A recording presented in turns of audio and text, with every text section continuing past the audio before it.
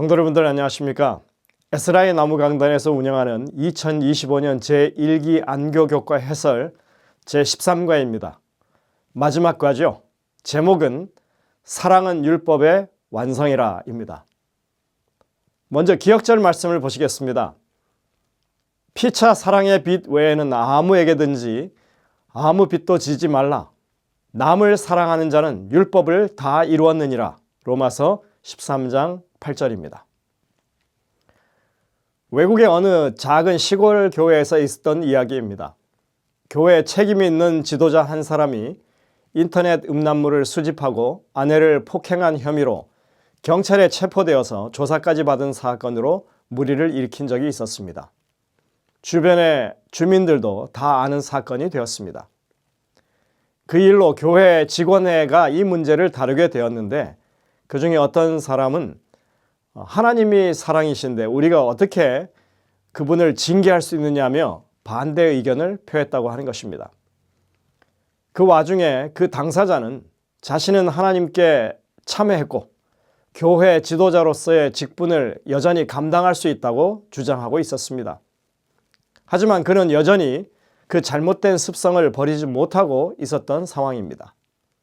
여러분이라면 이 상황에서 이 문제를 어떻게 처리하는 것이 옳다고 생각하십니까?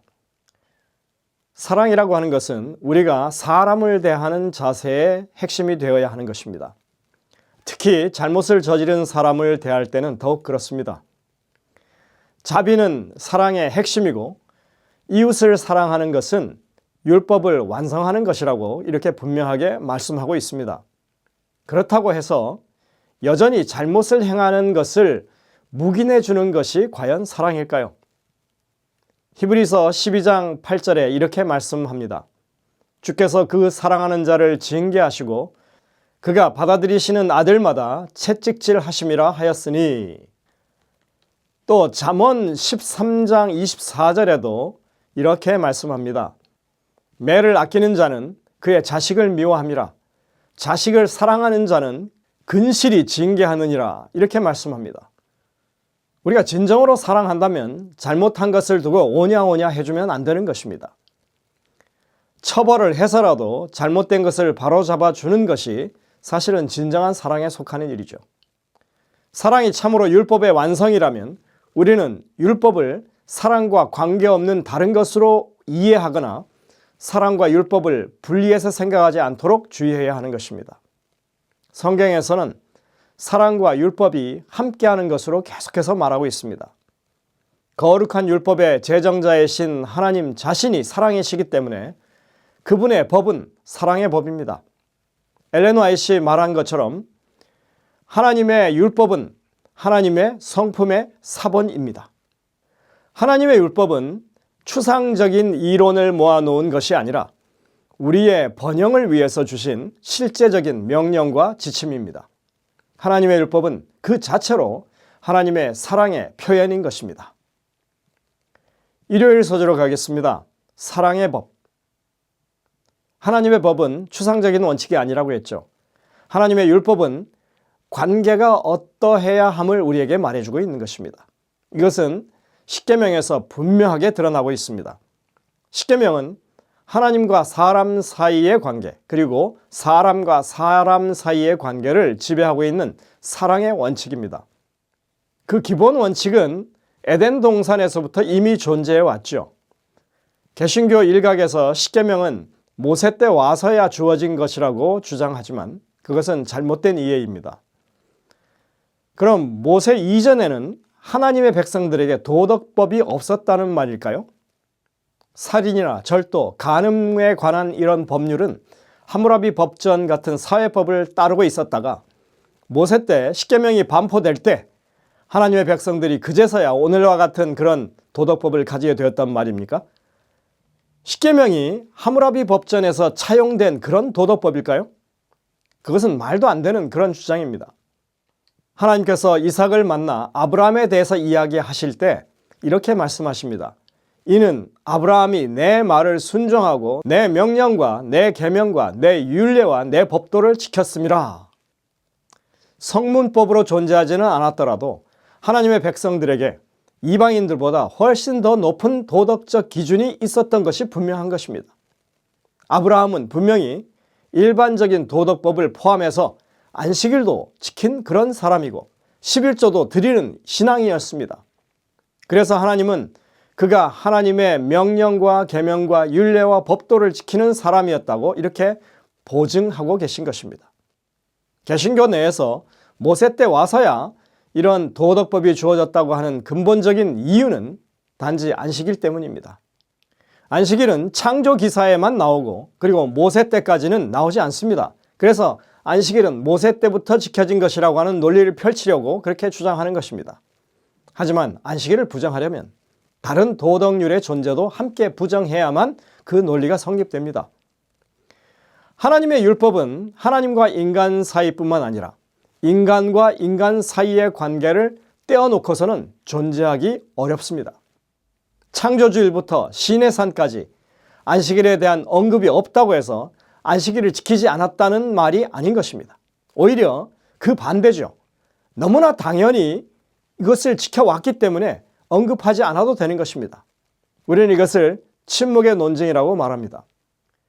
하나님께서 출애굽기 20장에서 십계명을 선포하고 돌비에 새기신 것, 즉 성문화하신 것은 이스라엘과의 언약 관계를 나타내기 위함이었습니다. 백성들을 이집트에서 구원해 내시고 그 다음에 십계명을 기록해 주십니다. 그것은 하나님께서 그들을 사랑하신다고 하는 사실을 보여주는 것이었고 또 그 조상들에게 말씀하신 대로 이스라엘과의 언약에 근거한 그런 일이었습니다. 성경에 나타나는 하나님의 율법은 언제나 십계명을 포함해서 하나님과 인간 사이의 관계와 인간 상호 간의 관계의 번영을 목적으로 한다는 것을 우리가 살펴볼 수 있습니다. 십계명은 출애굽기 20장 3절부터 17절에 나옵니다. 이 내용은 우리가 너무나 잘 아는 내용이기 때문에 다 읽지는 않겠습니다. 십계명은 크게 두 부분으로 나눠지는데 처음 4계명은 하나님과 사람 사이의 관계를 그리고 나머지 6계명은 사람들 사이의 관계를 다루고 있습니다. 이렇듯이 하나님과의 관계와 다른 사람과의 관계는 하나님의 율법의 원칙으로 세워져 있는 것입니다. 십계명을 이렇게 두 부분으로 나누는 것은 예수님께서 가장 큰 2계명이라고 밝히신 내 마음을 다하여 주 너희 하나님을 사랑하라 하신 그 말씀과 그리고 내 이웃을 내 자신과 같이 사랑하라 하셨던 그 구분과 정확히 일치하는 것입니다. 처음 4계명은 우리가 온 전인을 다해서 하나님을 사랑하는 방법이고 나머지 6계명은 우리가 서로를 자기 자신처럼 사랑하는 방법입니다. 예수님은 이 2가지 위대한 사랑의 계명이 율법에 내재되어 있다고 분명히 말씀하셨습니다. 그리고 사도 바울은 그러한 율법의 원칙을 분명히 이해하고 이렇게 기록합니다. 간음하지 말라, 살인하지 말라, 도둑질하지 말라, 탐내지 말라 한 것과 그 외에 다른 계명이 있을지라도 내 이웃을 내 자신과 같이 사랑하라 하신 그 말씀 가운데 다 들었느니라. 사랑은 이웃에게 악을 행하지 아니하나니 그러므로 사랑은 율법의 완성이니라. 바울은 너무나 정확하게 설명해 줍니다. 십계명 후반부는 내 이웃을 사랑하라 하신 그 말씀에 다 들었다고 하는 것입니다. 예수님이 모든 율법을 단 2가지 하나님 사랑과 이웃 사랑으로 요약한 것이 오늘날에도 유효하다면 십계명 첫째부터 4번째 계명까지도 오늘날 여전히 우리에게 유효한 것입니다. 일요일 서재 영감의 교훈을 보시겠습니다. 십계명은 사랑의 원칙. 이 2계명이 다 사랑의 원칙의 표현이다. 둘째 계명을 범하면서 첫째 계명을 지킬 수 없으며 첫째 부분을 범하면서 둘째 부분을 지킬 수 없다. 하나님께서 마음의 보좌에 바른 자리를 차지하고 계실 때 우리 이웃에게도 바른 자리를 줄 수 있을 것이다. 우리는 우리 자신처럼 하나님을 사랑해야 한다.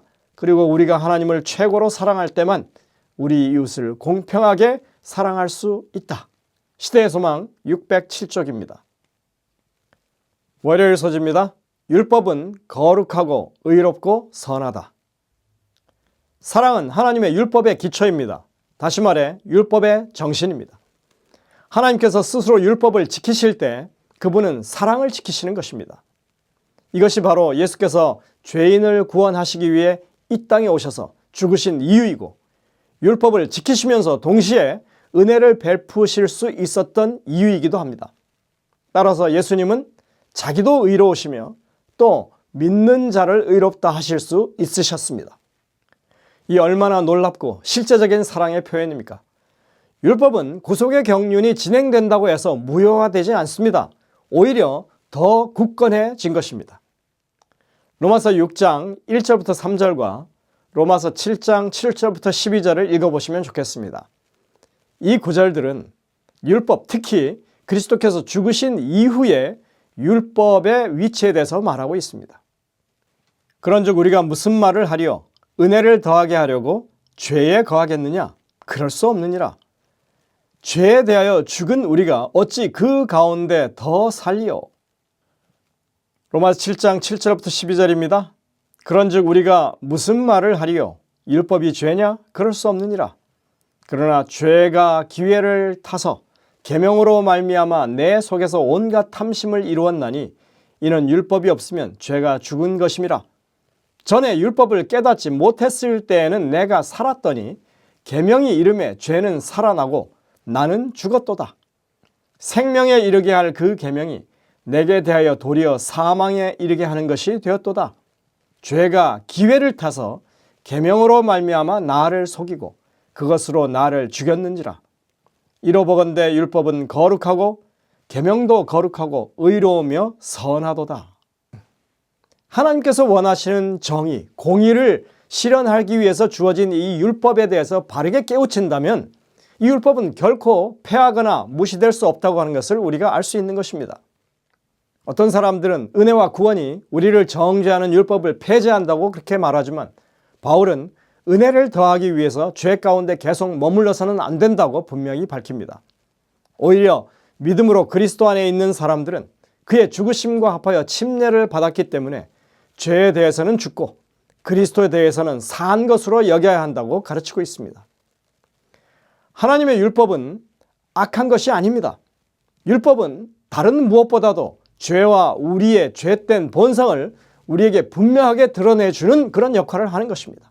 그렇기 때문에 율법은 거룩하고 계명도 거룩하고 의로우며 선하다고 말씀하는 것입니다.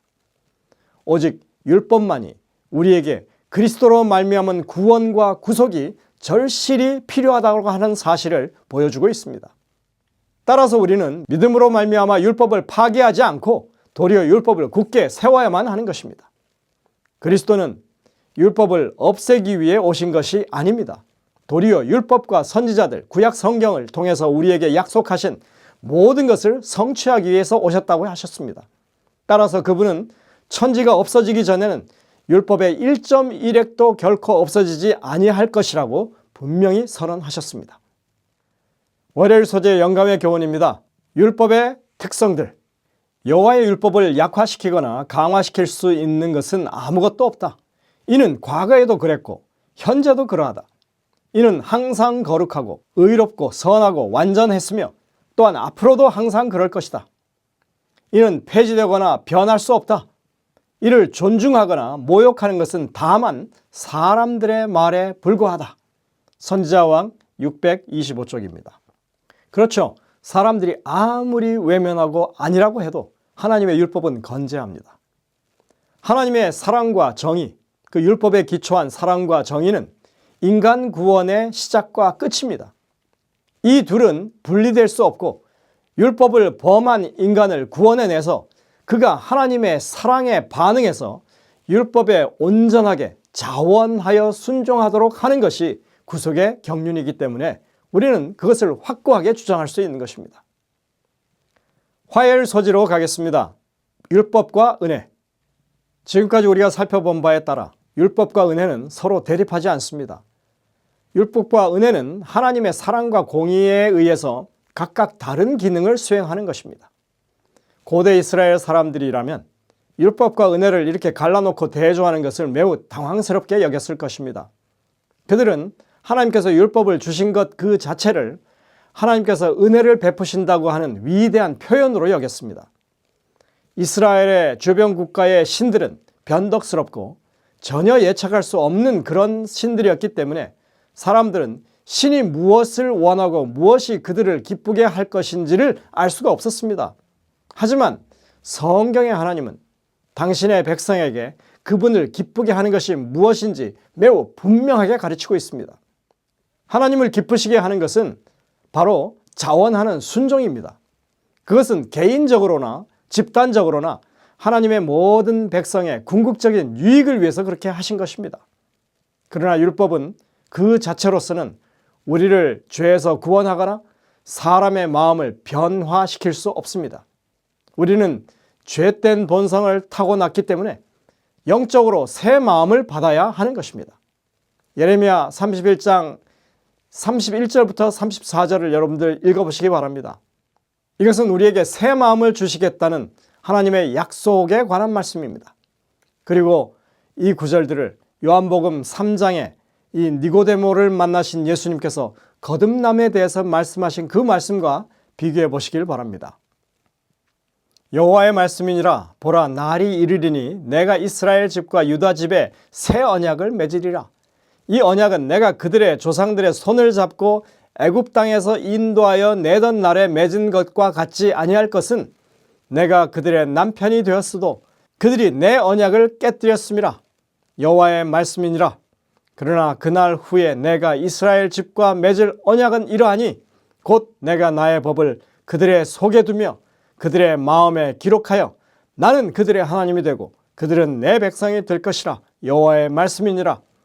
그들이 다시는 각기 이웃과 형제를 가르쳐 이르기를 너는 여호와를 알라 하지 아니하리니 이는 작은 자로부터 큰 자까지 다 나를 알기 때문이라.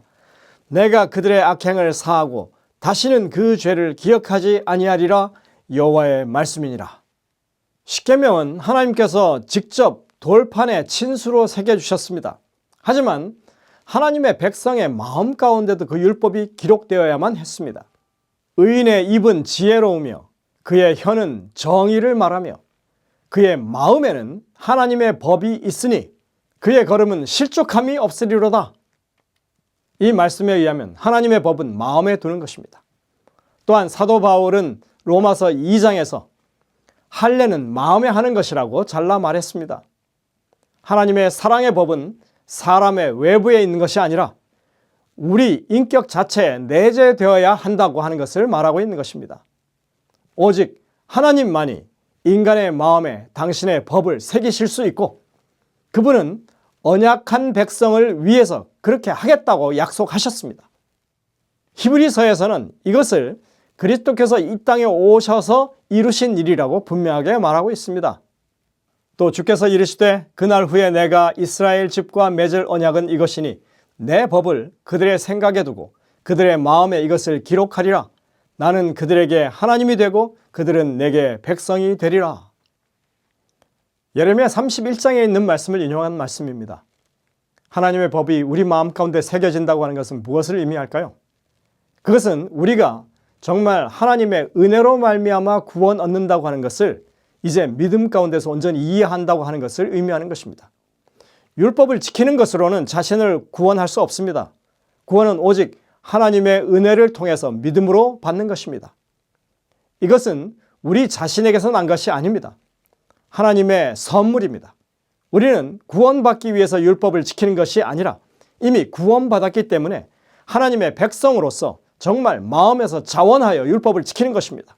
로마에서는 로마법을 따라야 한다고 하는 말처럼 우리가 하나님의 백성이 되었으니까 당연히 하나님 나라의 율법에 우리의 마음에서 우러나오는 것으로 순종해야 한다고 하는 이치입니다.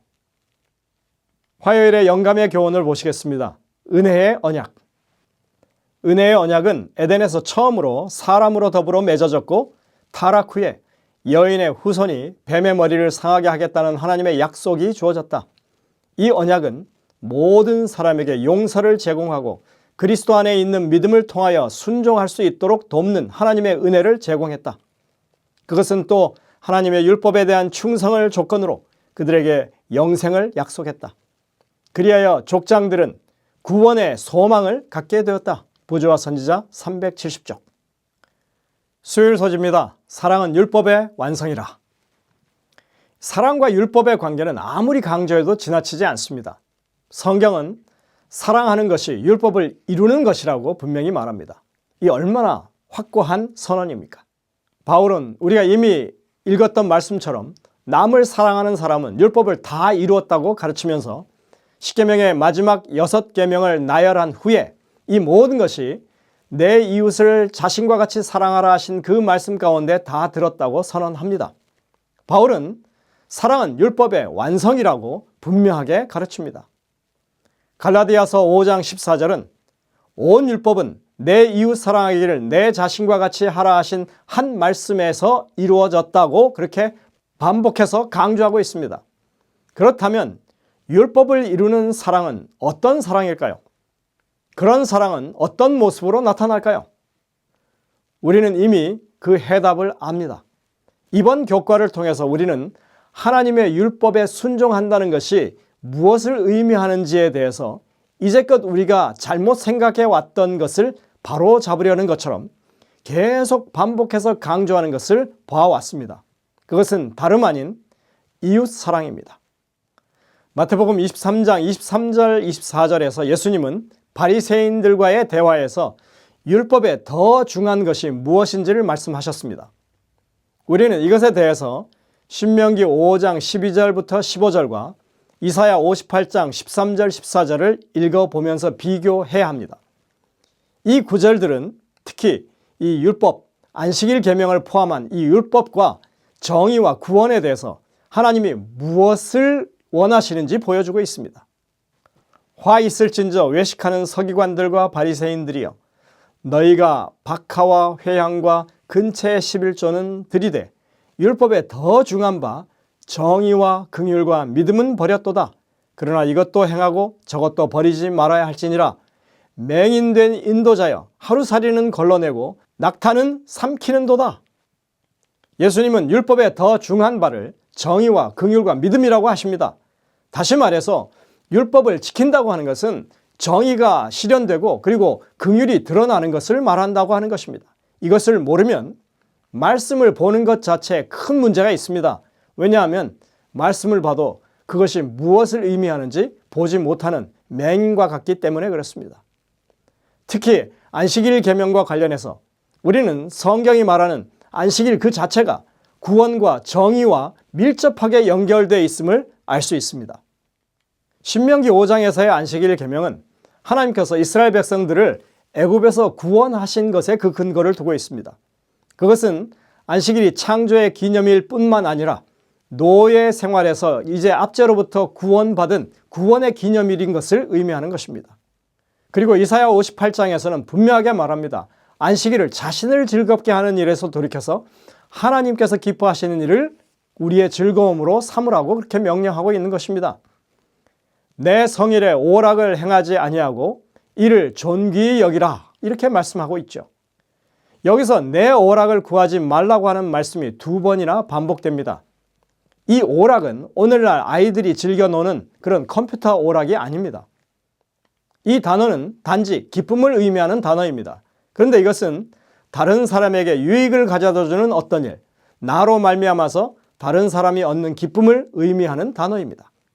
욥이 이렇게 말합니다. 내가 언제 가난한 자의 소원을 막았거나 과부의 눈으로 하여금 실망하게 하였던가. 여기 지금 한국말에는 소원이라고 되어 있지만 그것이 이사야 58장에 나오는 오락과 같은 단어입니다. 그러니까 욥은 자신이 가난한 자의 기쁨을 막은 적이 없다고 말하고 있는 것이죠. 즉 그는 다른 사람에게 유익을 주어서 그 사람이 기뻐하는 것을 좋아했다고 하는 그런 말입니다. 반대로 성경은 자신만의 기쁨을 위해서 타인을 괴롭히는 것은 진정한 기쁨이 될 수 없다고 그렇게 강조합니다. 이사야 58장 3절 5절입니다. 우리가 금식하되 어찌하여 주께서 보지 아니하시오며 우리가 마음을 괴롭게 하되 어찌하여 주께서 알아주지 아니하시나이까. 보라, 너희가 금식하는 날에 오락을 구하며, 자신만을 위한 기쁨이죠. 오락을 구하며 온갖 일을 시키는도다. 이것이 어찌 내가 기뻐하는 금식이 되겠느냐. 그러니까 안식일을 회복한다고 하는 것은 선을 행하고 굶주린 자를 먹이고 집 없이 떠도는 자에게 쉴 곳을 제공하는 이런 다른 사람을 위한 사랑과 정의를 실천하는 일이라고 하는 것을 강조하고 있는 것입니다. 수년 전에 세월호 사고 당시에 팽목항에서 있었던 일입니다. 재림교회에서는 이 목포에 있는 교회들을 중심으로 유족들을 위해서 매일 식사를 제공하는 밥차를 운영했습니다. 안식일이 되었습니다.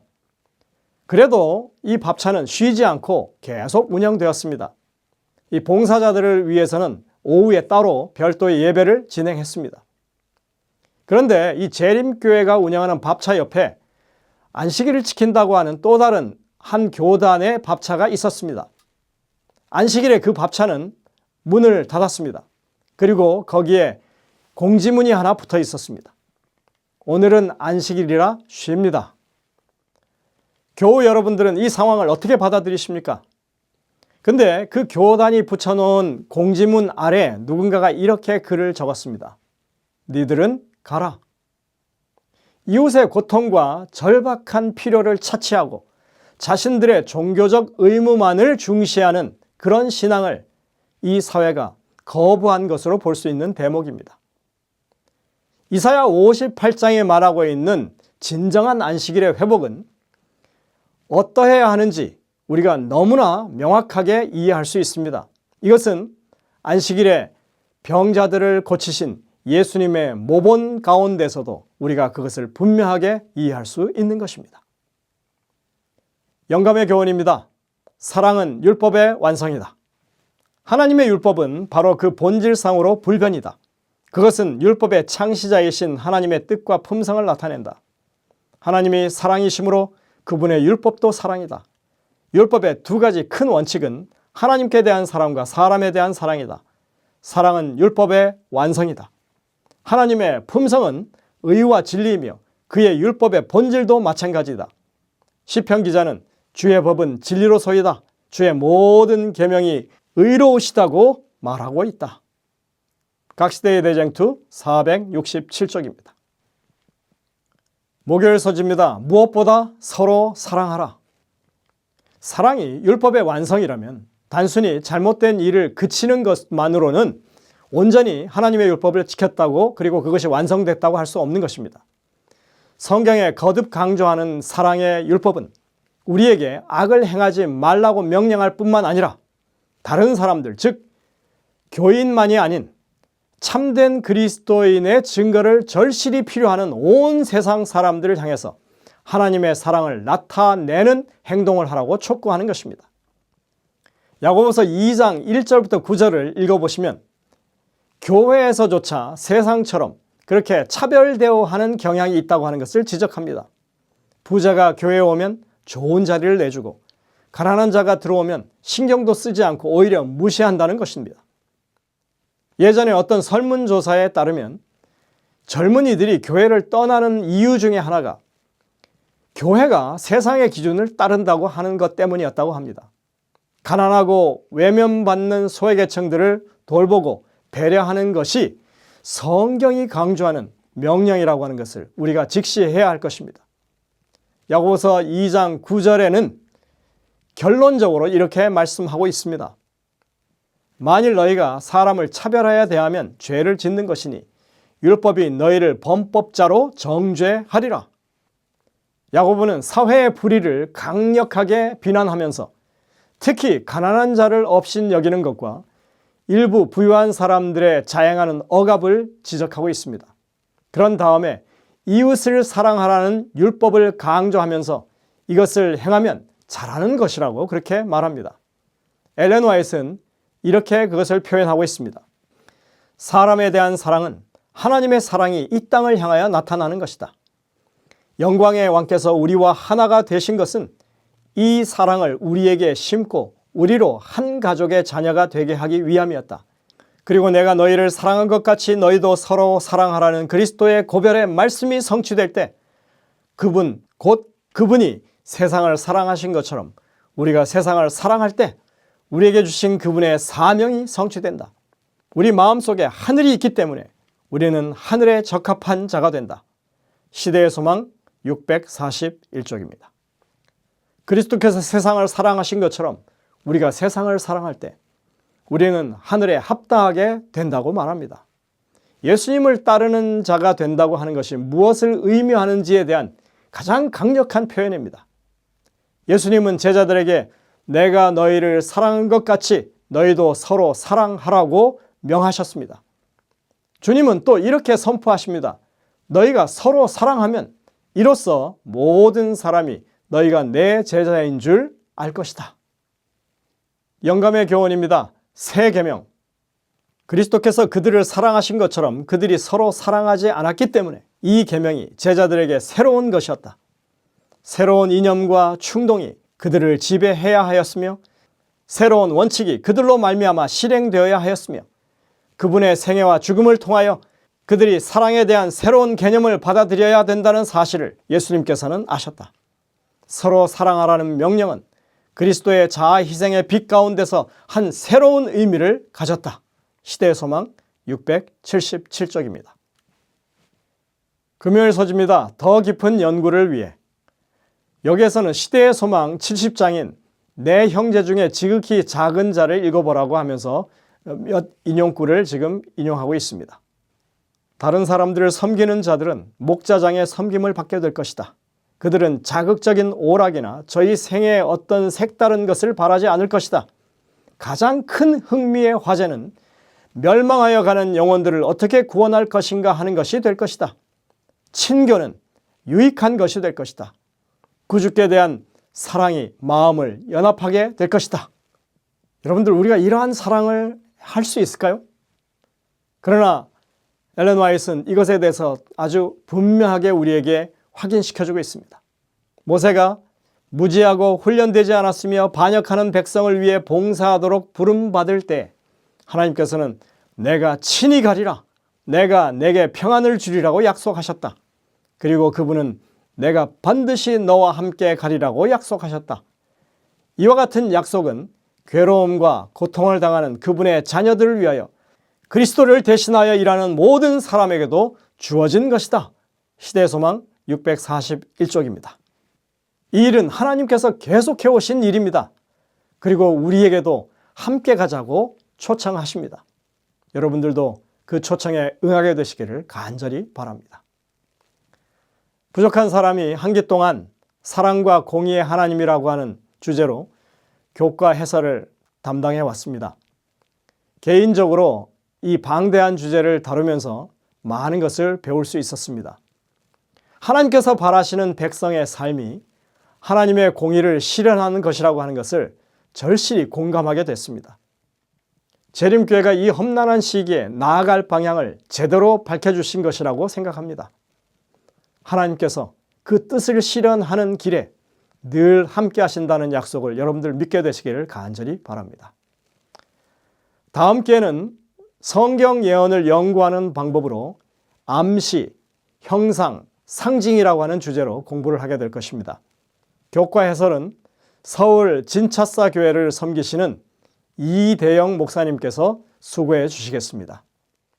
그동안 시청해 주시고 사랑해 주신 성도님들께 진심으로 감사를 드립니다.